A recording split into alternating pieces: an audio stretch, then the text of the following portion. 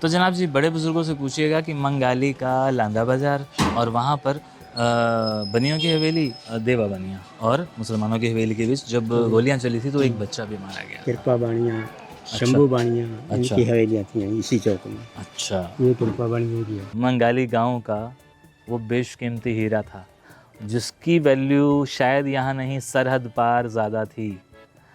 सरहद पार से हमेशा कॉल आया करते थे, मैसेजेस आया करते थे कि हेतराम से बात करवा दो, और हम लोगों ने बात उनसे करवाई भी थी। शटर की आपको बहुत सारी दुकानें मिल जाएंगी, लेकिन इस तरह की ये दुकान इकलौती होगी शायद। मैं जो अपने आसपास देख रहा हूँ वो इस तरह का कुछ नहीं दिख रहा है। ये भी एक वो बाज़ार है जो मुझे याद दिला रहा था कि मैं इस वीडियो में इसको ज़रूर शेयर करूँ। लीजिए वो वाली बेरी भी मिल गई है जहाँ पे हम लोगों ने बेर खाए थे। ये देखो जी, ये वाले वो बेर हैं, और ये हेतराम जी का पोता है पड़पोता है जी। ये क्या नाम है? अंकुश। दाएं माह में एक मुसलमान के सूदे दांदे लड़की पैदा हुई थी। अच्छा उसका नाम था मंगो। अच्छा उसका नाम मंगो था, उसने किसी ने ओटी को नहीं। ठीक है। तो ये जो यहाँ मुसलमान है हिंदुस्तान के अंदर, ये मजहबी मुसलमान नहीं है। आपको पता है कि नहीं? हाँ बताओ। ये हिंदुओं से बने हुए हैं औरंगजेब के वक्त में। हाँ जी। जब ये पक्के नहीं हुए थे ने, जब राजपूत अंग्रेज के रिश्ते होते थे। ये ताज मोहम्मद की वो हवेली है जिसे सरहद पार आज तक याद किया जाता है, और ये 5 साल पहले जो हमने वीडियो बनाया था तब तक इसके निशानात कुछ बाकी थे, लेकिन अब ये टोटली खंडर हो चुकी है। जहाँ मैं खड़ा हूँ मेरे पिछली तरफ, यानी कि ये जो हिस्सा है, यहाँ एक हवेली हुआ करती थी और उस हवेली का नाम हुआ करता था देवा बाणियाँ। अच्छा, वो देवा बाणिया के नाम से हाँ थी। जी। अच्छा, आज और ये सामने ये मुसलमानों की हवेली हुआ करती थी। अच्छा यहाँ आमने सामने मतलब 1947 के टाइम गोलियाँ चली थी। ठीक है। ये वाकया बता रहे थे और मुझे लगा कि मैं इन्हीं की ज़बानें ले लूँ, और इनका कहना ये है कि ये जो है बनियों की हुआ करती थी, ये मुसलमानों की हुआ करती थी, और 47 के दौर में जब हिंदू और मुस्लिम को आपस में दंगे फसाद हुए थे उस दौरान गोलियां चली थी। इन्हीं हवेलियों के झरोखों से गोलियां चली थी, और उन गोलियों में कौन लोग धराशायी हुए, किसने किसको मारा, मैं उस पर नहीं जा रहा, लेकिन मैं आज उस जगह पर खड़ा हूँ। एक बच्चा मारा गया था। अच्छा, बाकी तो नहीं मारेगा, बाकी तो भाग गए थे ना। हाँ बच्चा मारा गया था। और मैं उस चौक में खड़ा हूँ जहाँ पे गोलियाँ चली थी, तो मुझे जब सतीश जी ने बताया तो मुझे कहा कि ये रिकॉर्ड हमें ज़रूर कर लेना चाहिए। और इस चौक का नाम वैसे तो कहने ने लांडा चौक। अच्छा बाकी वो मजाकिया तौर पे नहीं लांडा चौक क्यों? क्योंकि लांडा एक ज़बान भी है ना साड़ी। बाकी ना कुछ भी नहीं है, ना बाजार ही है। बाजार है, मंगाली का बाजार है। अच्छा, तकरीबन 150-200 दुकाना का बाजार है ना। पूरे है यहाँ ज़्यादा। अच्छा, इसे गली सारे पास है दुकान। ठीक है ज़्यादा, लेकिन 100-150 की दुकानें इकट्ठी हैं। तो जनाब जी बड़े बुजुर्गों से पूछिएगा कि मंगाली का लांदा बाज़ार और वहाँ पर बनियों की हवेली देवा बनिया और मुसलमानों की हवेली के बीच जब गोलियां चली थी तो एक बच्चा भी मारा गया। कृपा बाणियाँ, शंभू बाणियाँ, इनकी हवेलियाँ थी इसी चौक में। अच्छा, ये कृपा बाणियाँ की है। अच्छा, यानी कि दो कम्युनिटी, यानी कि बनिया और मुसलमान लोग आमने सामने तब रहा करते थे। ये भी हिस्सा बनियों का होता होगा और ये हिस्सा मुसलमानों का होता होगा। मंगाली में आने के बाद अंदर से ये लगता है कि हाँ हेतराम जी होते तो, इसलिए मैं हेतराम जी के घर की तरफ बढ़ रहा हूँ। और हालांकि वो सारी तब्दीलियाँ मुझे याद आ रही हैं क्योंकि यहाँ तब कच्चा रास्ता था और अभी मैं पक्के रास्ते की तरफ चल रहा हूँ।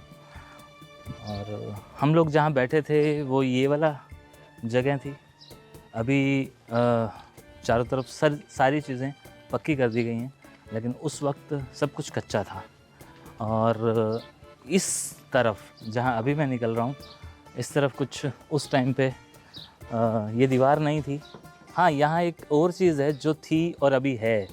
वो चीज़ मैं एक्चुअली लाइट के अपोजिट हूँ, इसलिए मैं यूँ दिखाऊंगा आपको कि वो क्या चीज़ थी। वो था ये बेरी का पेड़, और हम लोगों ने बहुत बड़े सारे बेर खाए थे। मैं बेरों को लेके भी गया था। तो ये हैं जहाँ हम लोग बैठे थे और उनके साथ हमने बड़ा सारा वक्त गुजारा था। वो जो वीडियो आप लोगों ने देखे हैं ना, वो सारे के सारे यहाँ इस दालान में शूट हुए हैं। यहाँ पर हेतराम जी ने इस गांव की सारी बातें बताई थी कि आखिरकार मंगाली का नाम मंगाली क्यों है, मंगाली में क्या हुआ था, किस तरह से कत्लेआम हुआ था और किस तरह से, मतलब उन्होंने जो कुछ बताया था वो आप ऑलरेडी सुन चुके हैं। लेकिन आज यहाँ पर जब मैं मंगाली में आता हूँ तो दिल करता है कि हाँ एक बार वहाँ जाऊँ। हेतराम जी तो नहीं, लेकिन हेतराम जी की यादें हैं।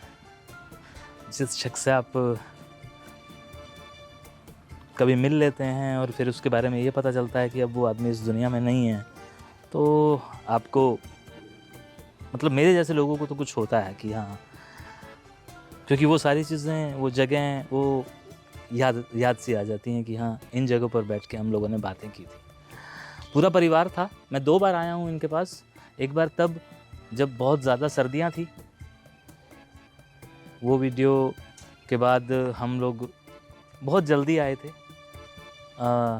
अब तो 4 साल के बाद आया हूँ, वो 1 साल के बाद जब आया था तो वो बहुत कमज़ोर हो चुके थे। और दोनों तस्वीरों के अंतर दिखा रहा हूँ बड़े। और मैंने ये बात तूने कैमरे पे भी कही थी कि हेतराम जी आप कमज़ोर हो गए, तो इन बिटवीन शायद कुछ बीमार हुए होंगे। लेकिन अब ये सारी चीज़ें फिर से वो फ्लैश से याद आ रहे हैं मेरे पास। तो हालांकि वो वीडियो हैं, इसलिए मैं उन चीज़ों को याद रखे हुए हूँ और आप लोगों को दिखा सकता हूँ। लेकिन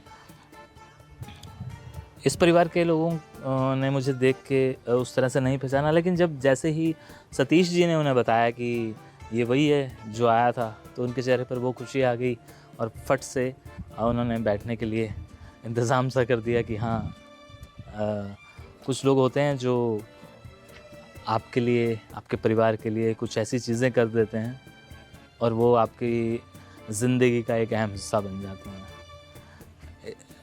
इस तरह ये सारे लोग अपोजिट साइड में बैठे हैं। इसीलिए अब हेतराम जी तो नहीं है इस दुनिया में, लेकिन जब मैं मंगाली का जिक्र कहीं किसी से सुनता हूँ, कोई मुझसे करता है, तो मुझे हमेशा से हेतराम जी की याद आती है।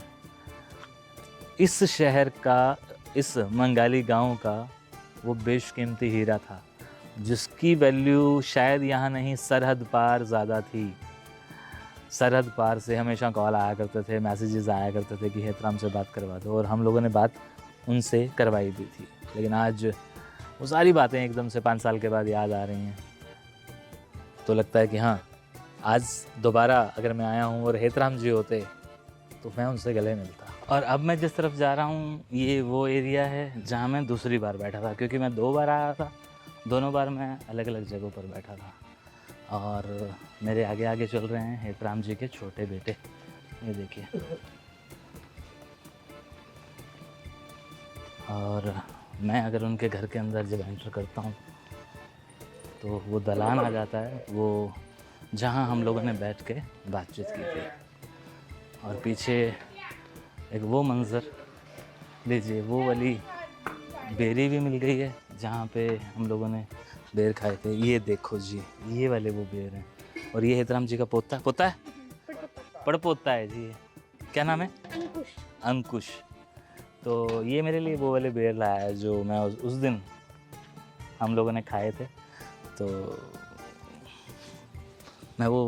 हम लोग यहाँ बैठे थे, ये वो जगह है जहाँ हम लोग बैठे थे। बड़ी देर तक हम लोगों ने बातें की थी। बेर अभी भी गिरे हुए हैं और उस दिन भी गिरे हुए थे। उस दिन बस ये कच्चा था पूरा एरिया, और आज पूरा का पूरा सिमटेड है।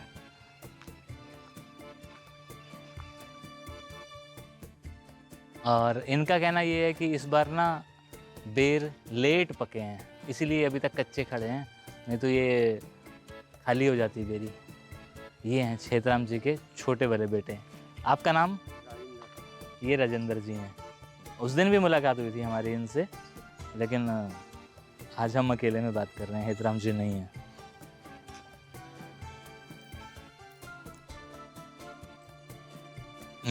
वही स्वाद है बिल्कुल वही स्वाद है। ये पूरा कच्चा था, मैं ले लूं?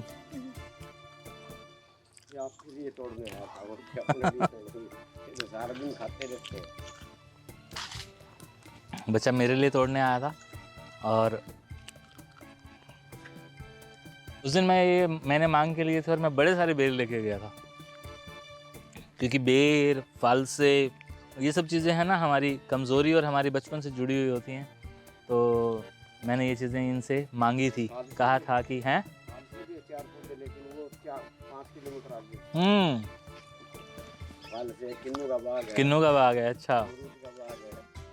गजेंद्र जी कह रहे हैं कि अगर वो लोग बात करना चाहें तो हमारा संदेशा दे देना, क्योंकि अब हेतराम जी तो नहीं है, लेकिन ये उनके छोटे बेटे हैं, ये जानते हैं कि उन्हें सरहद पार लोग कितना याद करते थे। उस पक्षे भी कभी बात हुई, किसी की चिट्ठी आई? कोई बार अच्छा, अब नहीं आई। अब वो नहीं। हमने लिख दी, एक चिट्ठी भेजी थी भी अब जा चुके हैं, तुम आ सके तो आ से आओ। हाँ, उसके बाद में चिट्ठी नहीं आई। वो बोला हम तो ऑस्ट्रेलिया चले गए, अच्छा। पाकिस्तान के अंदर हम रह ही नहीं रहे। बोला ये ताज मोहम्मद के पोते थे? जेलदार के पड़ पोते। जब बड़े बुजुर्ग चले जाया करते हैं तो फिर आगे रिश्ते शायद इसी तरह से धीरे धीरे धीरे धीरे खत्म हो जाते हैं। सही बात है, सही बात है। लेकिन इनको इस बात की खुशी है कि हमारे को इस गांव में सबसे ज़्यादा प्यार करने वाले लोग मिले हैं, और यहीं नहीं, सरहद पार भी। सब पार। इस वीडियो को बनवाने के लिए सतीश जी ने अपना पूरा वक्त हमें दिया, पूरा सहयोग हमें दिया, उसके लिए उनका बहुत बहुत शुक्रिया। और मंगाली का ख़ास तौर पर शुक्रिया। मंगाली के गांव वाले लोगों ने अपनी विरासत को जिस तरह से याद रखा हुआ है, वो बहुत कम गांव वाले होते हैं। हेतराम जी को एक फिर से हमने याद किया, उन्हें श्रद्धांजलि दी, ये उन्हें वीडियो डेडिकेट करते हैं हम लोग। शुक्रिया।